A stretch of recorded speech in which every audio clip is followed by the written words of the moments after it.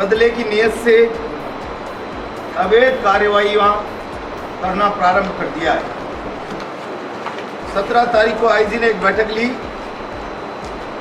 और बिंदु संख्या 2, जिसका हवाला नहीं है, लेटर मुझे मिला है व्यक्तिगत सोर्स से, अधिकृत रूप से नहीं, बावड़ी खेड़ा में एक क्रेशर संचालित है जो अवैध है, उसके खिलाफ कार्रवाई की जाए और उस पर कलेक्टर की तरफ से 22 तारीख को 7 विभागों को संयुक्त जिम्मेदारी दी है। Police, DFO, UIT, SDM, pollution, परिवहन और माइनिंग। मैं बहुत जिम्मेदारी से कह रहा हूं, बिरला जी ने हार मान ली और पूरी सरकार ने सारे प्रशासन की पावर ऑफ अटॉर्नी शासन की आईजी कोटा को दे दी। ऐसा लगता है जैसे सारा प्रशासन पंगु हो गया, शासन और आईजी अब यहाँ सारी व्यवस्था का ठेकेदार बन गया। और ठेकेदार बनकर कौन कौन भाजपा विरोधी है, उन सबको कैसे शासन की ताकत के मुद्दे पर टारगेट किया जा सकता है, ये कार्रवाई उसका हिस्सा है। मैंने सब दस्तावेज आपको दिए हैं। राजाराम भील नाम के व्यक्ति की खातेदार की ये जमीन है। 9/7/2010 को एसडीएम लाडपुरा ने एक्सक्लूसिवली क्रेशर के लिए इसका कन्वर्जन किया है। और जब क्रेशर का कन्वर्जन होता है तो फॉरेस्ट की, वाइल्ड लाइफ की, रेवेन्यू की तमाम एनओसीओं के बाद ये संभव होता है, एनवायरमेंट सब की एनओसी के बाद। 16/5/2011 को राजाराम ने सेल परमिशन ली कि मैं इसको बेचना चाहता हूं। 23/10/2011 को मेरी पत्नी के नाम इस जमीन की रजिस्ट्री हुई है। कन्वर्जन होने के बाद के भी 1.25 साल बाद 23/10/11 से हम 2015 तक क्रेशर नहीं लगा पाए नियमों के दायरे में। अवधि विस्तार की 30/1/2015 की हमको छूट मिल गई। राज्य सरकार ने इस पर छूट दिए, वो पत्र भी मैंने आपको दिया है। और 2016 से हम वहाँ क्रेशर ऑपरेट कर रहे हैं। कोरोना काल में कुछ समय बंद रहा और हमारे पास ऑपरेट टू कंसेंट 2016 से लेकर 2000 बीच में 30/6/2028 तक की एनवायरमेंट की हमारे पास परमिशन है। इसके बाद हमको किसी भी महकमे की कोई परमिशन की आवश्यकता नहीं होती। जानबूझकर ये सरकार, ये आईजी जिसको मैंने कॉलेज चुनाव के अंदर टारगेट किया था, ये बिल्कुल एजेंट की तरह काम कर रहा है।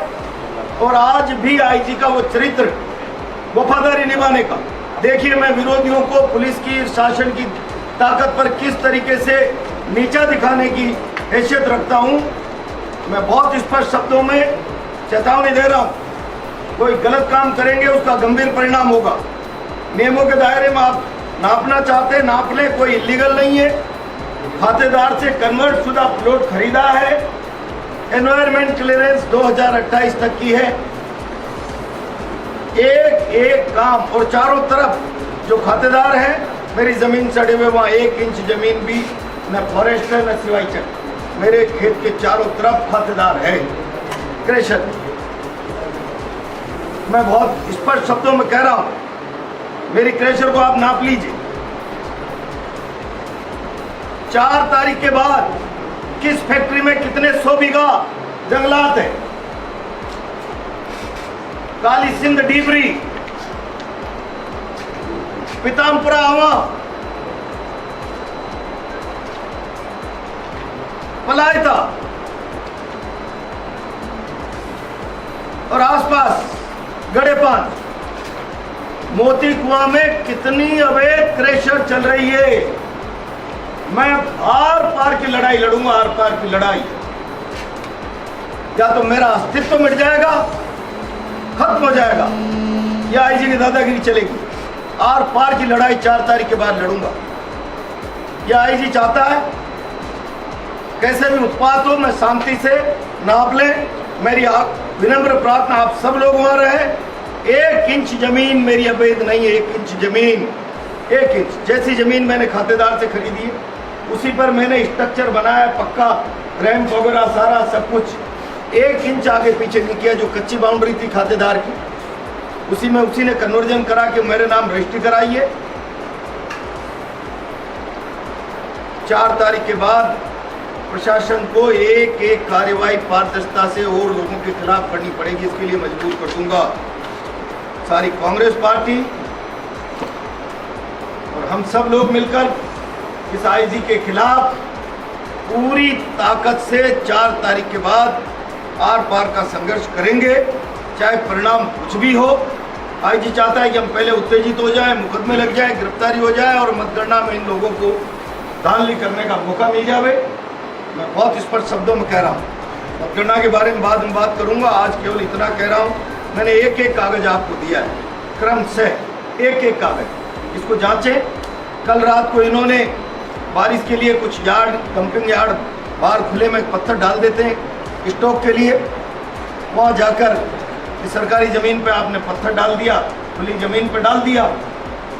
एक जेसीबी को रात के 1-1:30 बजे जाकर, एक डंपर को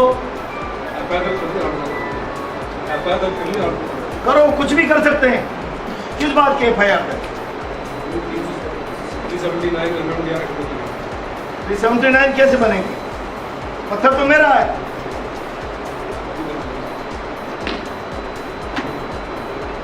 पत्थर तो मेरा है ना,